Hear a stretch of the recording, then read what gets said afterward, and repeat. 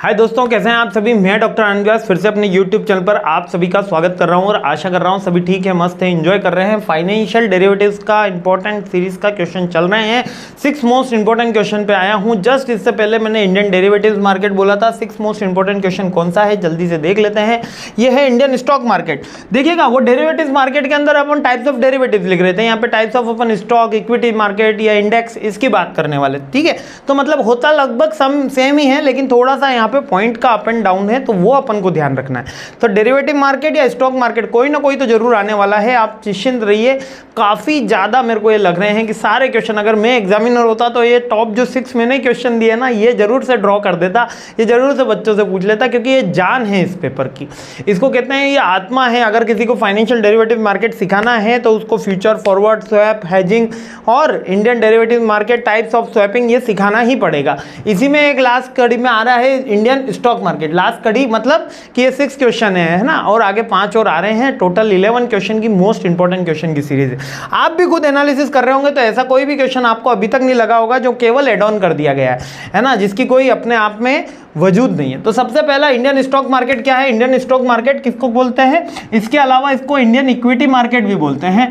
Is a vital components of the country financial system, यानी कि आज हमारा देश पूरा का पूरा स्टॉक मार्केट के ऊपर टिका हुआ रहता है। ये अगर मैं बोल देता हूं तो गलत नहीं है, क्योंकि करोड़ों रुपए, अरबों रुपए किस में लगे हुए हैं, स्टॉक मार्केट में लगे हुए हैं। वहां से विदाउट इंटरेस्ट में लोगों को पैसा मिल जाता है, कंपनीज को पैसा मिल जाता है, जिससे वो बिजनेस कर सकते हैं। बिजनेस करेंगे, देश का क्या बढ़ेगा, एक्सपोर्ट बढ़ेगा, एक्सपोर्ट बढ़ेगा, देश की ग्रोथ होगी। सीधी सी बात है, कोई इसमें इफ एंड बट नहीं है। तो इंडियन जिस देश की अगर ग्रोथ चेक करनी है तो वहां के स्टॉक मार्केट को चेक करना होता है। तो यहाँ पर एक्सचेंज है, मेजरली तो बहुत सारे एक्सचेंज है अपने यहाँ पर, 6-7 तरीके के एक्सचेंज माने गए हैं, लेकिन अपन तो 2 पे ही बात करते हैं, क्योंकि 2 में ही हम डील करते हैं। एक है बॉम्बे स्टॉक एक्सचेंज, और जो कहाँ है, मुंबई में है, और एक है नेशनल स्टॉक एक्सचेंज, वो है दिल्ली के अंदर। ठीक है, दोनों की 2-2, 3-3 लाइन की आप डिटेल याद कर लेना। यहाँ पर तो बेसिक थोड़ी सी डिटेल लिखी हुई कि कब स्टार्ट हुआ, कब से चल रहा है, कब बॉम्बे स्टॉक एक्सचेंज क्या है, कब से चल रहा है, 2-2, 3-3 लाइनें है ना। इसके अलावा इंडेक्स इसके अंदर कौन सा है, जैसे निफ्टी 50 के अंदर 50 कंपनीज रखी जाती है, जो नेशनल स्टॉक एक्सचेंज का पार्ट है, और बॉम्बे स्टॉक एक्सचेंज जिसको बोला जाता है सेंसेक्स, इसके टॉप 30 कंपनी रखी जाती है। ये कैसे चूज करी जाती है, ये उस कंपनी के टोटल कैपिटल के ऊपर चूज करी जाती है ना कि उसके नंबर ऑफ शेयर के प्राइस के ऊपर। ठीक है, मार्केट शेयर के ऊपर कवर अप करी जाती है। ठीक है, थर्ड हो गया मार्केट में इसमें पार्टिसिपेंट्स कौन कौन से होते हैं, इंडिविजुअल हो गए, कंपनीज हो गए, म्यूचुअल फंड एडवाइजर हो गए, बहुत सारे जन हैं इसके अंदर। फॉरेन इंस्टीट्यूट्स हो गए, फॉरेन इंस्टीट्यूट्स एक मोस्ट मेजरली होती है। इंश्योरेंस कंपनीज भी हो गई, जैसे LIC ने कर रखा है, म्यूचुअल फंड्स हो गए, और इंडिविजुअल इन्वेस्टर हो गए, जिसको रिटेल इन्वेस्टर बोला जाता है। ठीक है, और इसके अलावा इक्विटी मार्केट के कौन कौन से इंस्ट्रूमेंट्स हैं। The Indian stock market are offers various equity market instrument for trading. The primary instruments are common stocks, shares. ठीक है, additionally there are the equity related instrument like preference share, convertible security, है ना। Convertible securities भी यहीं trade होती है, preference share भी यहीं ट्रेड होते हैं, और डिवेंचर भी यहीं पे ट्रेड होते हैं। यहाँ पे लिखा हुआ नहीं, खैर डिवेंचर अब डायरेक्टली ओपन होते थे, और आजकल बिल्कुल हाशिए पे है, बिल्कुल खत्म से हो गए डिवेंचर। आपने 11th-12th में जरूर पढ़ा होगा कि 5% debenture issued by such and such company, इसकी एंट्रीज करिए, first call, second call, final call, इस तरीके का है ना। एप्लीकेशन अलॉटमेंट, बहुत परेशान होते थे उसमें बच्चे। ठीक है, तो इक्विटी शेयर के इंस्ट्रूमेंट आपको समझ में आ गए। एक तो शेयर्स हो गए, प्रेफरेंस शेयर्स हो गए, इसके अलावा आप उसमें कन्वर्टेबल सिक्योरिटीज आ गई। ठीक है, बस यही। और मार्केट को कौन रेगुलेट कर रहा है, यहाँ भी सेबी रेगुलेट कर रहा है, securities exchange board of India. आप सही बोला ना, securities exchange board of India. ठीक है, यहाँ पर। ठीक है, तो ये 5 चीजें अपन को इसके अंदर याद करके जानी है। और इसमें मार्केट में इंडेक्स के अपन को याद रखना है कि सेंसेक्स, निफ्टी इंडेक्स है। ठीक है, ओवरऑल परफॉर्म। इंडेक्स का काम क्या होता है, इंडेक्स का काम होता है कि ओवरऑल परफॉर्म बताना, यानी कि निफ्टी 50 बढ़ा, निफ्टी 50 अप हुआ, इसका मतलब पूरा का मार्केट का मूवमेंट अप हुआ है।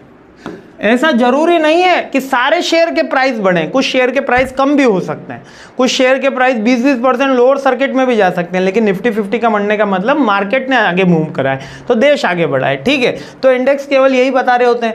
ट्रेडिंग मैकेनिज्म क्या होता है, एक टाइम पीरियड जो फिक्स कर रखा है 9:30 to 3:30, वो वाला ट्रेडिंग मैकेनिज्म है, रूल्स एंड रेगुलेशन से फिक्स किया जाता है।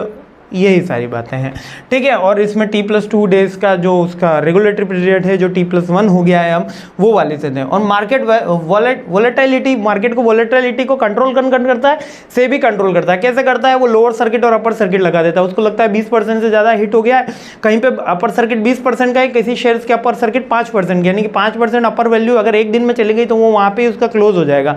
जब तक आगे कोई बेचेगा ही नहीं, उसको आगे खरीद ही नहीं पाएगा। तो लोअर सर्किट के अंदर भी होता है। ये किस लिए होता है? इन्वेस्टर प्रोटेक्शन के लिए होता है, ताकि इन्वेस्टर को ज़्यादा नुकसान न हो। तो इन्वेस्टर प्रोटेक्शन के काफ़ी सारे रूल्स होते हैं। सेबी खुद अपनी ऑथराइज बॉडी होती है जो रेगुलेट करती है, जो ऑडिट करती है, जिससे इन्वेस्टर को प्रोटेक्ट किया जा सके। जैसे कि अब अडानी ग्रुप में अडानी के शेयर्स धड़ाम से गिरे थे, 50% तक कितने शेयर्स गिर गए थे।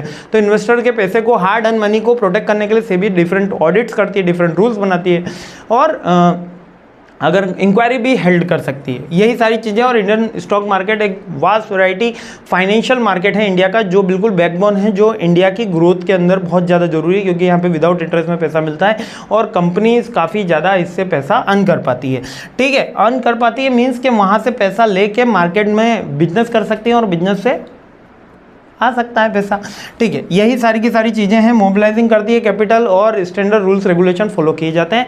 इसमें हमको चेक नहीं करना होता कि बायर कौन है, सेलर कौन है। कंपनी को एक जगह बाद लिस्ट होने के बाद, जब से ही उसका IPO आया उसके बाद लिस्ट होने के बाद वो वहाँ पे उसकी ट्रेडिंग इजीली करी जा सकती है। List, D list, A list company, B list company, C D, बहुत सारी वेराइटी है।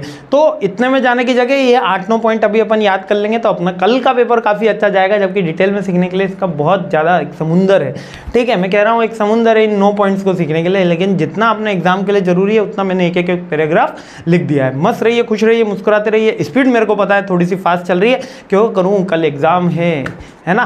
धन्य हैं आप सब जो मेरे को आज झेल रहे हैं, आप सब मस्ती कर रहे हैं और इसी के साथ पढ़ाई भी कर रहे हैं। जय हिंद, मुस्कुराते रहिए, खुश रहिए। इसी के साथ अगले क्वेश्चंस पे मिलते हैं। जय हिंद।